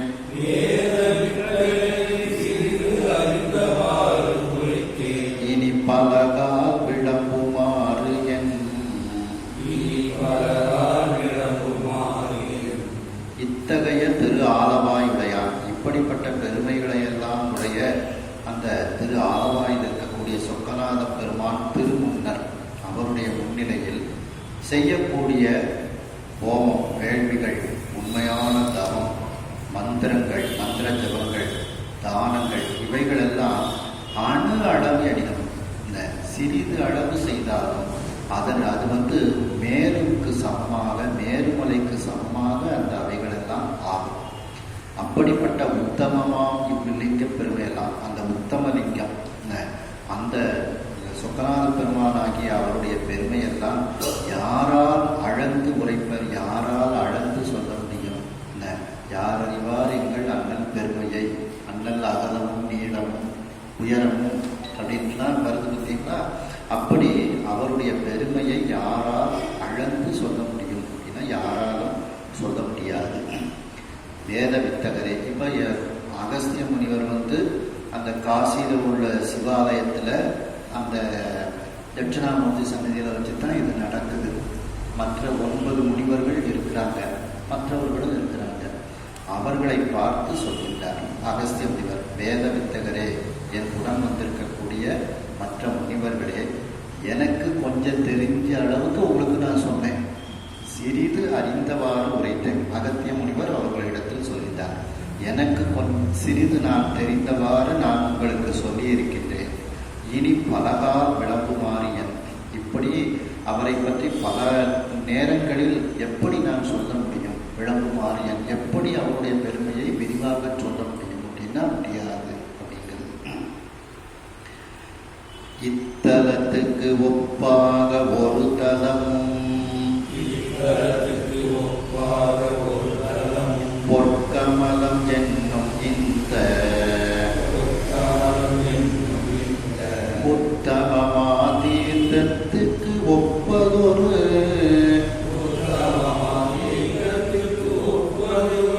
தீர்த்தமும் மெய் உணர்வு ஆனந்த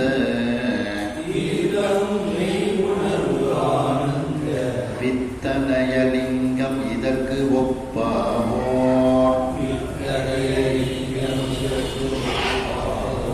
லிங்கமும் பார்வின் மேல் என்னும்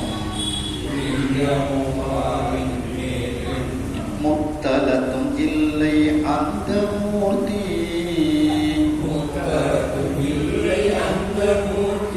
திருநாமங்கள் மொழிய கேட்பின்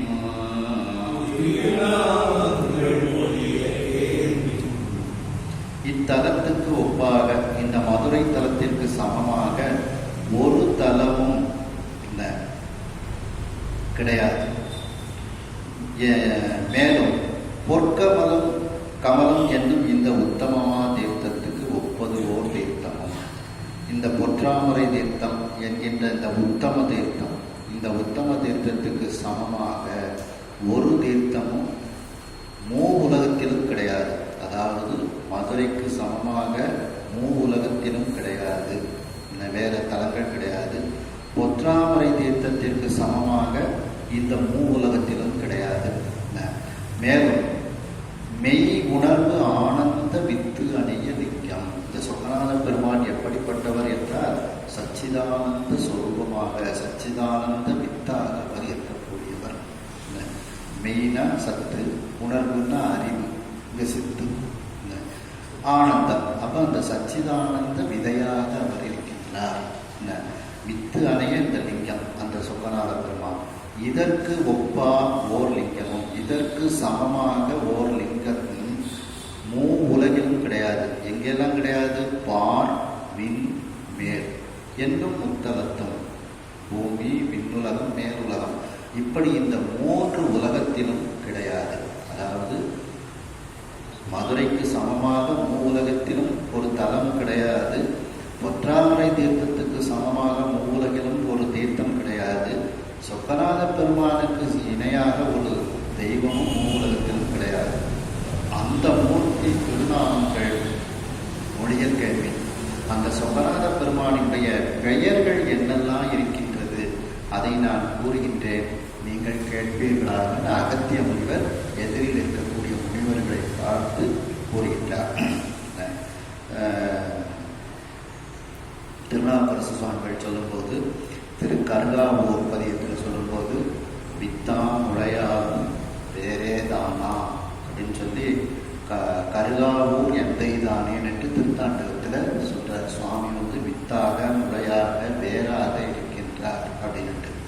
9ஆம் திருக்குறையில சொல்லும்போது, பத்தியாய் உணர்வோர் அருளை வாய்ப்படுத்து மருகுதோர் அமுதம் ஒத்தவர்க்கே தித்தியாயிருக்கும் தேவர்கள் இவதம் திருவுரு இருந்தவா பாரி சத்தியாய் சிவமாய் உலகலாம் படைத்த தனி முழு முதலுமாய் அதற்கு ஓர் வித்துமாய் ஆரூர் ஆதியாய் வீதி விடங்கராய் நடம் புலாவிலரே அப்படின்ட்டு வித்தாக அந்த சுவாமி இருக்கின்றார் அப்படிங்கிறாங்க. இதுல திருக்கடைற்றுப்படியாரையும் பார்த்தீங்கன்னா, கண்ணும் கருத்தும் கடந்ததொரு வேறு ஏயும் கண்ணும் கருத்தும் கழிகூற நன்னி வடம் அடக்கி நிற்கும் வடவித்தேவோர் உடன் அடக்கி நிற்பர்வான் அப்படின்னு திருக்கடைற்றுப்படியார சொல்றாங்க. சிவ யோகிகளுடைய பெருமைகளை சொல்றாங்க. அதாவது கண்ணுக்கும் கருத்துக்கும் எட்டாத பரம்பொருளாக இருக்கக்கூடியவன், அதையெல்லாம் கடந்து இருக்கக்கூடியவன் சிவபெருமானை இந்த கண்ணுக்கும் கருத்துக்கும் இன்பத்தை தருமாறு இந்த ஞானிகள் கண்டு கொண்டிருக்கின்றார்கள். அது எப்படி என்றால், ஒரு வட வித்து, அதாவது ஆலமரத்தினுடைய வித்துக்குள்ள ஆலமரமே அடங்கி இருக்கு. அதுபோல அந்த ஆலமரத்து வித்தை போல சிவபெருமானை தனக்குள் அவர்கள் அடக்கி வைத்திருக்கின்றார்கள் அப்படின்ட்டு சொல்றார். வடம் அடக்கி நிற்கும் வட வித்தே போல. அப்போ இங்க சிவபெருமான் அந்த வட வித்து, அந்த ஆலமர வித்தாக இருக்கின்றார். அந்த ஆலமர வித்தை, அந்த சிவபெருமானை தனக்குள்ளே அவர்கள் வைத்திருந்து அந்த இன்பத்தை அனுபவித்துக் கொண்டிருக்கின்றார்கள் அந்த சிவயோகிகள் அப்படின்ட்டு இதுலேயே அந்த வித்துங்கிறதுக்கு இதை சொல்றாங்க. இந்த மெய் உணர்வு ஆனந்த வித்து. மெய்னா சத்து, உணர்வுன்னா அறிவு, சித்து ஆனந்தம், சச்சிதானந்த சொரூபமாக இருக்கக்கூடிய அந்த சொக்கநாத பெருமான். அவருடைய பெயர்கள் என்னவெல்லாம் இருக்கின்றது என்று நான் கூறுகின்றேன், அதை கேளுங்கள் அப்படின்னு அகத்திய முனிவர் சொல்லிட்டார். கருப்பூர சுந்தரன் பூங்கடம்பவன சுந்தரன்,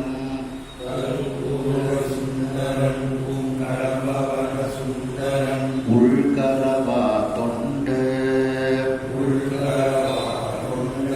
திருப்பூரும் கலியான சுந்தரன், நல் அறவடிவாய் விளங்கும் ஏற்று பொறுப்பு போரும் அபிராம சுந்தரம், தேப்புடை கவிழ பொன்னி போத்த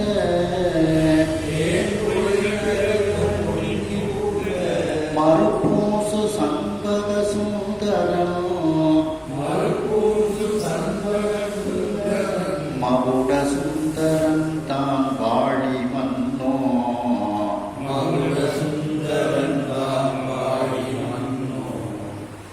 இந்த சொக்கநாத பெருமானுக்கு கற்பூர சுந்தரன் என்று பெயர். பூங்கடம்பவன சுந்தரன், பூக்கள் பொருந்திய அந்த கடம்ப வனமாகத்தான் முதலில் இருந்திருக்கின்றது இந்த மதுரை. அப்படி அந்த கடம்பவனத்தில் இருக்கக்கூடிய சுந்தரன், உள் கரபா தொண்டர் விருப்பு ஊரும் கல்யாண சுந்தரன்.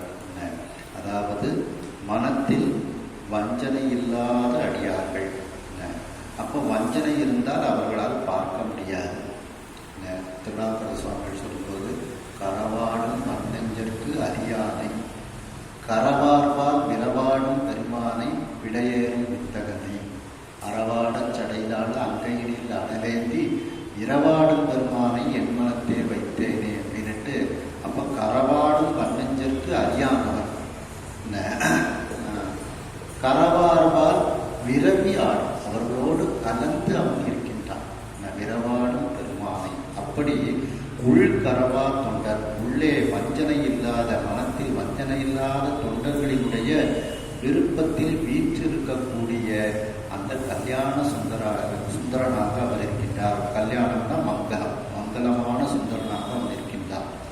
நல் அறவடிவாய் விளங்கும் ஏற்று பொறுப்பு.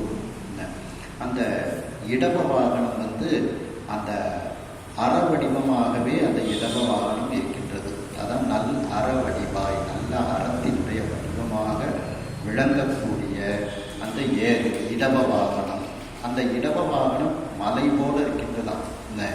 அப்படி பொறுப்பு ஊரும் ஏற்று பொறுப்பு, இடப வாகனமாகிய அந்த மலையில் ஊர்ந்து வரக்கூடிய அபிராம சுந்தரன், அந்த பேரழகு சுந்தரனாக அவன் இருக்கின்றான்.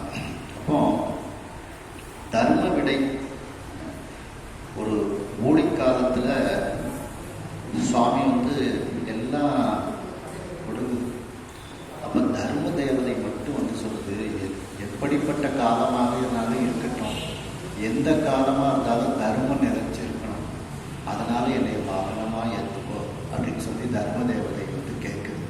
உடனே சுவாமி சரி அப்படின்ட்டு காலமாடாக்கி அதில் உட்கார்ந்துருக்காரு. அதனாலதான் அதுக்கப்புறம் தான் திருமால் விடை, நமக்கு மால் விடைங்கிறது. அப்படி அந்த தர்ம தேவதை சுவாமியை தாங்கினதுனால அந்த விடை அறவிடை அப்படின்ட்டு அப்படி அந்த அற வடிவமாகவே அந்த இடப வாகனம் இருக்கின்றது. அப்படி அந்த இடப வாகனத்தில் அமர்ந்திருக்கக்கூடிய அந்த அபிராம சுந்தரன் தேன் குடை கவிழ பொன்னி பூத்த மறுப்பூசு சண்பக சுந்தரன், அந்த தேன்கள் சொரியக்கூடிய கவிழ்ந்து இருக்கக்கூடிய பொன்னி பூத்த அந்த பொன் போன்ற அந்த இதழ்களோடு பூத்திருக்கக்கூடிய அந்த மலரினுடைய மறுப்பூசு, அந்த வாசனையை பூசி இருக்கக்கூடிய பூக்களிலிருந்து கிடைக்கக்கூடிய அந்த வாசனையை பூசி இருக்கக்கூடிய சண்பக சுந்தரன், அந்த சண்பக சுந்தரன், அந்த சண்பக பூ மாலை அணிந்ததுனால அவனுக்கு சண்பக சுந்தரன் பேர் உண்டு. இந்த சண்பகம்ங்கிறதுக்கு ரெண்டு அர்த்தம் இருக்கு. சண்பகப்பூ அப்படின்ட்டு ஒன்று இருக்கு, விடுபூவுக்கும் சண்பகம்னு பேர், விடுபூவுக்கும் சண்பகம்னு பேர் உண்டு. சண்பகப்பூ சிறப்பு, விடுபூவுக்கும் சண்பகப்பூ. எல்லா பூக்களும் சேர்ந்து சரமாக கட்டுறவங்க அந்த மாதிரி கதம்பம். அப்படி சண்பக சுந்தரன், மகுட சுந்தரன், மணிமகுடம் தரித்த அந்த சுந்தரன், கிரீடங்களெல்லாம் தரித்த சுந்தரன், அவன் என்றென்றைக்கும் வாழ வேண்டும், நான் வாழி மன்னோம் அப்படின்ட்டு. அடுத்த பாடல், மான்மத சுந்தரன் கொடிய பழி அஞ்சு,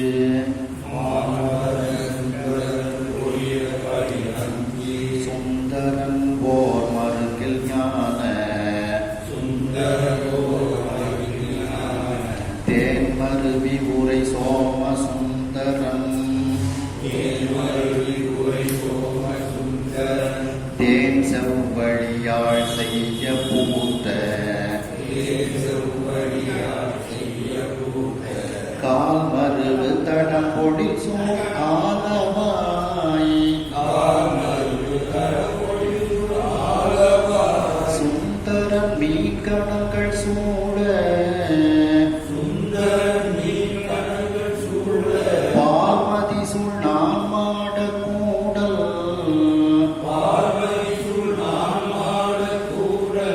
நாயகன் மதுராபதிக்கு வேந்தன்,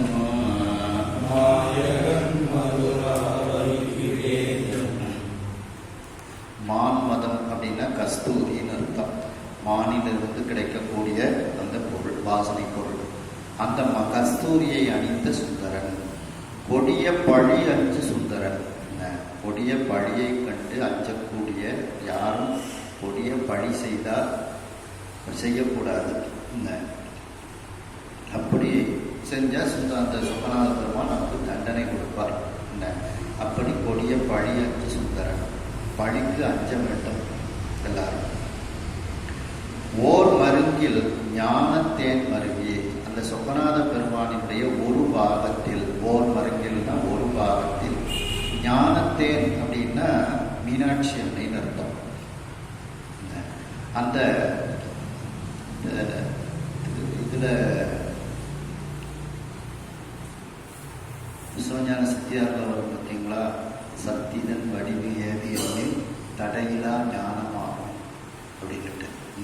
அப்படி அந்த ஞானத்தேன், அந்த ஞானத்தேனாக இருக்கக்கூடிய மீனாட்சி அம்மை ஒரு பாகத்தில் மருவி உரை, அந்த சொக்கநாத பெருமானோடு கலந்து இருக்கக்கூடிய அந்த மீனாட்சி, அந்த மீனாட்சியோடு இருக்கக்கூடிய சோமசுந்தரன், அந்த சோமசுந்தர பெருமான், இதெல்லாம் அவருடைய பெயர்கள். அவர் சொக்கநாத பெருமானுடைய என்ன பெயர்கள்லாம் இருக்கின்றதுன்னு உங்கள்கிட்ட நான் சொல்கிறேன் அப்படின்னு அகஸ்திய முனிவர் சொல்லிட்டு வராங்க. தேன் செவ்வழியாள் செய்ய பூத்த, அந்த தேன்னா இந்த இடத்துல வண்டுன்னு அர்த்தம் எடுத்துக்கணும். அந்த தேனை குடிப்பதற்காக வரக்கூடிய அந்த வண்டுகள் எல்லாம் செவ்வழி பண்ணை யாழ் போல ரீங்காரமிட்டு கொண்டு இருக்கின்றது. அப்படி செவ்வழி யாழ் செய்ய பூத்த கால் மருவு தடம்பொழில் சொல், பூக்கள் எல்லாம் பூத்திருக்கிறது. கால் மருவு தென்றல் காற்றுகளெல்லாம் வீசக்கூடிய தடம்பொழில் சொல், மிகப்பெரிய பொழில்கள், அந்த நீர்நிலைகளும் பொழில்களும் சூழ்ந்து இருக்கக்கூடிய ஆலவாய் அப்படின்னு ஆலவாய்க்கு இதுக்கு அந்த ஆலவாயினுடைய இயற்கை அழகை சொல்கின்றார். தேன் செவ்வழியாள் செய்ய பூத்த கால் மருவு தடம்பொழில் சூடு ஆலவாய் அப்படின்ட்டு அந்த ஆலவாய் சுந்தரன், அந்த ஆலவாயில் இருக்கக்கூடிய சுந்தரன் மீன்கணங்கள் சூழ, மீன்கணங்கள்னா நட்சத்திரங்கள், அந்த நட்சத்திரங்கள் எல்லாம் சூழ, ஆகாயத்தில் சூழ, பால் மதிசூழ், பால் போன்ற சந்திரன் சூழ்ந்து இருக்கக்கூடிய நான்மாட கூடல் நாயகன், அந்த 4 மாடங்கள், அந்த மேகங்களே மாடங்களாக வந்த வரலாறு பின்னால் பார்ப்போம். அந்த 4 மாட கூடல் நாயகன் மதுராபதிக்கு வேந்தன், மதுராபதிக்கு அரசனாக இருக்கக்கூடியவன் அப்படின்னு இதில் சொல்றாங்க. இதில் இந்த தேன்கள் எல்லாம் வண்டுகள் எல்லாம் செவ்வழிப்பண் பாடுகிறது அப்படிங்கிறது அப்படியே திருமுறைகளில் சம்பந்த பெருமான் கையாளுறாங்க. மேகராக குறிஞ்சி பண்ணல ஆராடு சடை முடியனும் அனலாடு மலர்கையன் இமயப்பாவை கூறாடு திருவுருவன் கூத்தாடும் குணமுடையோன் குளிரும் கோயில் சேராடு செங்கழு நீர் தாதாடி மது உண்டு சிவந்த வண்டு வேறாய உருவாகி செவ்வழி நற்பண்பாடும் மிளலையாமே. அப்போ அந்த செவ்வழி பண்ணை பாடக்கூடிய வண்டுகள் எல்லாம் இருக்கக்கூடிய திருவிழி விடலை அப்படின்னு இது அப்படியே இந்த இடத்துல சம்பந்த பெருமான் கூறுவாங்க. இப்போ அந்த தேன் செவ்வழியாள் செய்ய வண்டுகள் எல்லாம் செவ்வழி பண்ணை யாழ் போன்று ரீங்காரமிட்டு கொண்டிருக்கின்றது. அப்படிப்பட்ட பூக்கள் நிறைந்த நீர்நிலைகள் சோலைகள் நிறைந்த ஆலவாய் அப்படின்னு இதுக்கு அடைமொழி கொடுக்கின்றார்கள். அடுத்த பாட்டு பாருங்க. சிரம் நாளோன் பரபரிய சமட்டி விச்சா புரநாதமா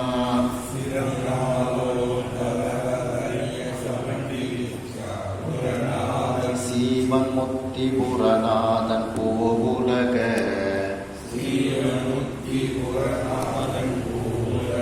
சிவலோகாதிபன் கன்னிபுரேசன் யார்க்கும்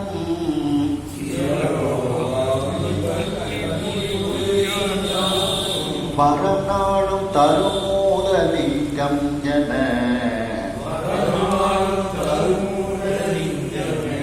இவை முதலமாட கூடல் அரணாமம் இன்னும் அழப்பில ஆகும்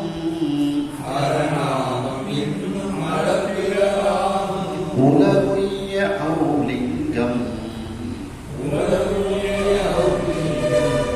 சிரம் நாளோன் பரவரிய சமட்டி விச்சாபுரநாதன்.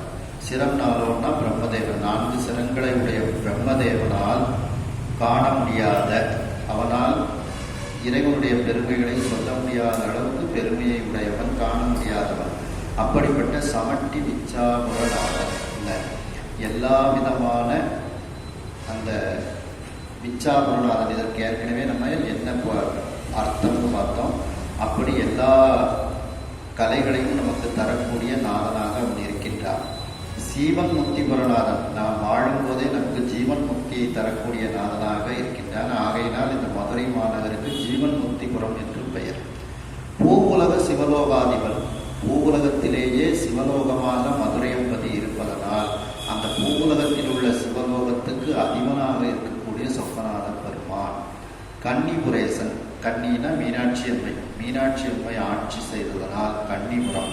அப்படி அந்த கன்னிபுரத்துக்கு ஈசன். யாருக்கும் வரம் நாடும் தரும் மூலலிங்கம், எல்லோருக்கும் தினந்தோறும் வரங்களை தரக்கூடிய மூலலிங்கம் என இவை முதலா என்று மேற்கூறியவாறு சொல்ல அனைத்து பெயர்களும் மாடக்கூடல் அரண்நாமம். அந்த மாடக்கூடலாகிய அந்த மதுரையம்பதியில் இருக்கக்கூடிய அரணினுடைய பெயர்கள் இவ்வளவு. இன்னும் அளவிலாகும், இன்னும் சொல்ல போனா அளவில்லாமல் அது போய்கொண்டே இருக்கும். உலகு உய்ய அந்த லிங்கம், மேலும் இந்த உலகமே உய்வதற்காக அந்த லிங்கம் எப்படி இருக்கின்றது அப்படின்னு அடுத்த பாட்டு அதனுடைய தொடர்ச்சி சொல்றார். பாதாளம் 7 உருவம் உழைத்து எழுந்தது, ஔலிங்க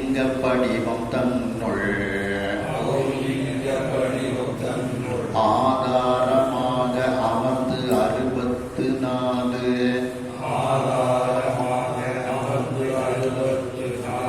விளையாடல் செய்த போதானந்தன் பெருமை நம் போதானந்தன் பெருமை நம் புறவும் மொழிப்படியே புகன்றோம் என்றார். வேதாதி கலை தெரிந்த மலையமுனி கேட்டு அறவோர் வினாதல் செய்வார். அந்த முந்தின பாடல்ல உள்ள அந்த உலக உய்ய அந்த லிங்கம்ங்கிறத இதுல கொண்டு சேர்த்துக்கிடலாம். அந்த உலகம் உய்வதற்காக இந்த லிங்கம் எப்படி இருக்கின்றது என்றால் பாதாளம் 7 உருவம் முளைத்து எழுந்தது. பாதாளம் 7க்கும் அந்த உருவம் முளைத்து மேலே வந்திருக்கின்றது. பாதாளம் 7னும் கீழ் சொற்கழிவு பாதமலர். அந்த இடம்தான் நம்முடைய பாதமலர் எங்கே இருக்கின்றது? பாதாளம் 7னும் கீழ் சொல்லையும் கடந்து அது இருக்கின்றது. சொற்கழிவு பாதமலர் சொல்ல முடியாது. அப்படி அந்த 7 பாதாளம் 7யும் கடந்து அந்த உருவம் முளைத்து மேலே வந்திருக்கின்றது. லிங்க படிவம் தன்னுள் நம்ம நெல்லையப்பர் கோயிலே பார்த்தீங்கன்னா அவர் பாட்டு வளர்ந்துக்கிட்டே வந்தாருன்னு வரலாறு. நெல்லையப்பர் வருஷம் அப்படியே வளர்ந்துக்கிட்டே வந்து இடமே இந்த கூரையை பிச்சுக்கிட்டு போகக்கூடிய அளவுக்குலாம் வந்து அதுக்கப்புறம் தான் அவரை வந்து வேண்டினதுக்கப்புறம் அப்படியே இருந்தார் அப்படின்ட்டு வரலாறு நெல்லையப்பருக்கு. அந்த லிங்க படிவம் தன்னுள் அந்த சொக்கநாத பெருமான் என்கின்ற லிங்கத்துக்குள் அந்த சொக்கநாத பெருமான் ஆதாரமாக அமர்ந்து கொண்டு 64 திருவிளையாடல்களை அந்த மதுரையம்பதியில் செய்த அந்த போதானந்தன் அந்த அறிவு ஆனந்தமாக இருக்கக்கூடிய அந்த சொக்கநாத பெருமானினுடைய பெருமை, அந்த பெருமையை நம் புறவன் மொழிப்படியே புகன்றோம் என்றார். அதாவது என்னுடைய குருநாதன், நம் புறவன்னா நம்முடைய குருநாதன், அதாவது என்னுடைய குருநாதன். ஏன்னா இந்த அகஸ்திய முனிவருக்கு வந்து முருகப்பெருமான் தான் இதை வந்து சொல்றார். முருகப்பெருமான் வந்து அந்த நம்ம ஏற்கனவே அதை சிந்திச்சோம். சங்கர சங்கீதை அது அம்பாளுக்கு சொல்றார். அம்பாள் மடியில இருந்து சுவாமி வந்து அம்பாளுக்கு சொல்றாரு. அம்பாள் மடியில இருந்து முருகன் கேட்டுக்கிறாரு. முருகன் அகத்திய முனிவருக்கு சொல்றாரு. அதனால இது அகத்திய சங்கீதை எனப்பட்டது. ஆகையினால் என்னுடைய புறவன், நம் புறவன்னா என்னுடைய ஆசிரியனாக, நம்முடைய ஆசிரியனாக இருக்கக்கூடிய முருகப்பெருமான் எனக்கு சொன்னார். அவரு சொன்னதை அப்படியே நான் எந்தவித மாற்றமும் இல்லாமல் உங்களுக்கு சொல்லி இருக்கின்றேன் அப்படின்னு சொல்லி பதிவு பண்றாங்க. நம் புறவன் மொழிப்படியே என்னுடைய ஆசிரியராக இருக்கக்கூடிய முருகப்பெருமான் சொன்ன அந்த வார்த்தைப்படியே புகன்றோம், உங்களுக்கு நான் எடுத்து சொன்னேன் என்றான் என்று அகத்திய முனிவர் கூறுகின்றார். என்றான் வேதாதி கலை தெரிந்த மலையமுனி, வேதங்கள் முதலிய அனைத்து கலைகளையும் தெரிந்தவர் அந்த மலையமுனியாகிய அகத்திய முனிவர். இதை கேட்டு அறவோர் வினாதல் செய்வார். இதையெல்லாம் இதுவரைக்கும் கேட்டுட்டு அந்த எழுத்தாரில் இருக்கக்கூடிய முனிவர்கள் மற்றவர்கள் எல்லாம் இப்ப அகத்திய முனிவரிடத்தில் மீண்டும் கேள்வி கேட்கின்றார்கள். வினாதல் செய்வார்னா மீண்டும் அவர்கள் அவரிடத்தில் பதில் சொல்கின்றார்கள். அப்போ அருணகிரிநாதரும் அருணகிரிநாதருக்கும் முருகப்பெருமான் தான் குருநாதர். முருகன் தனிவேல் முனி நம் குரு, நம் குரு என்று அருள் கொண்டு அறியார் அறியும் தரமோ ஒருவன்று அருவன்று உளதன்று இளதன்று இருளன்று ஒளியன்று என நின்றதுவே என்று அருணகிரிநாதரும் நம் குரு முருகப்பெருமான் அப்படிங்கிறது பதிவு பண்றாங்க. அப்படி அகத்திய முனிவருக்கும் இந்த குருநாதராக முருகப்பெருமான் இருக்கின்றார். அந்த அகத்திய முனிவர் எப்படிப்பட்டவர்? வேதாதி கலை தெரிந்த, கலை வலித்த சீர்நந்தி கண்ணப்பருக்கு அடியேன்னு சொன்ன மாதிரி எல்லா வேதங்களும் எல்லா கலைகளையும் தெரிந்த அந்த அகத்திய முனிவர் தனக்கு எதிரில் இருக்கக்கூடிய முனிவர்களிடத்தில் முருகப்பெருமான் சொன்னதை அப்படியே நான் அவங்கள்ட்ட சொல்லியிருக்கிறேன் அப்படின்னு சொல்றாங்க. இந்த ஒரு பாட்டோட நிறைவு செய்வோம். அருட்கடலை நிறை விளையாட்டு 64 என்றாய்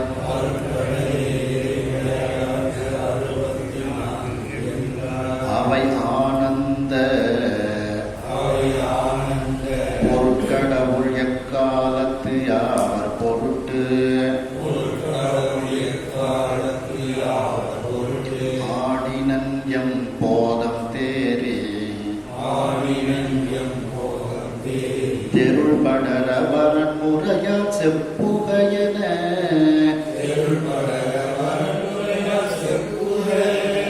கரம் குவித்தார் தென்பால் வெற்பில் இருப்பவன் விநாயகடிக்கு இறை நிரம்ப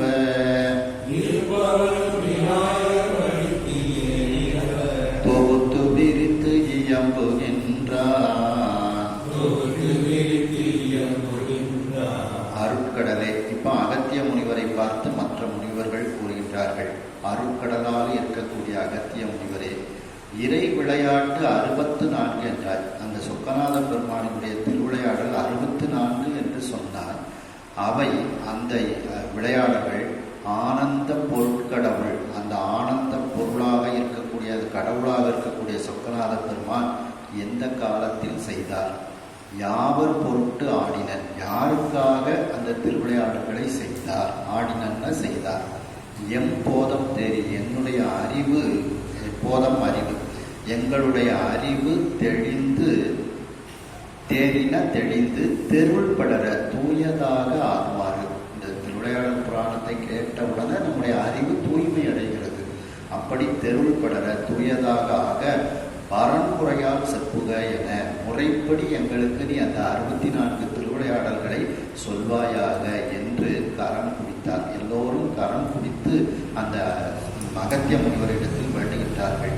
இதை கேட்டவுடன் தென்பால் வெற்பில் இருப்பவனும், அந்த தென்பால் வெற்பாகிய புதிய மலையில் இருக்கக்கூடியவனும் வினாயபடிக்கு அவர்கள் கேட்டதற்கு ஏற்ப வினாவுதல், வினாயபடிக்குனா வினாவுதல், அவர்கள் கேட்டதற்கு ஏற்ப அந்த விடை நிரம்புமாறு, இறை நிரம்ப, இறைன விடை நிறுத்தம், இந்த தொகுத்து விரித்து எம்பிட்டார். அதை தொகுத்து, முதல்ல தொகுத்து கொடுக்குறாரு, அதுக்கப்புறம் அதை விரிவாக சொல்லிட்டார்.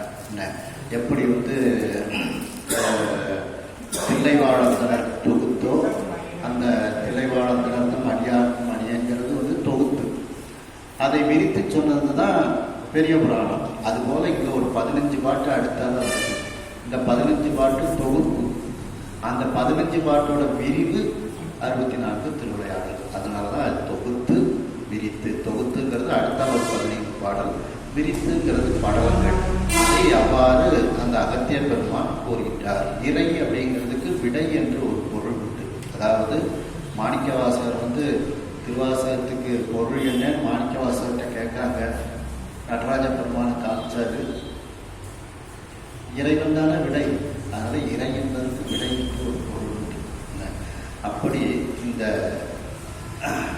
அகத்திய முனிவர் இந்த 64 திருவிளையாடல்களை இனி எடுத்து சொல்ல இருக்கின்றார் என்று இந்த அளவில் இந்த சிந்தனையை நிறைவு செய்து மீண்டும் அடுத்து கையிலாய பரம்பரையில் சிவஞான போத நெறி காட்டும் வெண்ணை பயில்வாய்மை சந்ததி பொனி ஞான பானுவாயே குயிலாரும் பொழில் திருவாவடு துறைவாள் பொருளாச்சிவாய தேவன் சைலாதி மரபுடையும் திருவரவு நீடோடி தழைகமாதோ. நம பார்வதி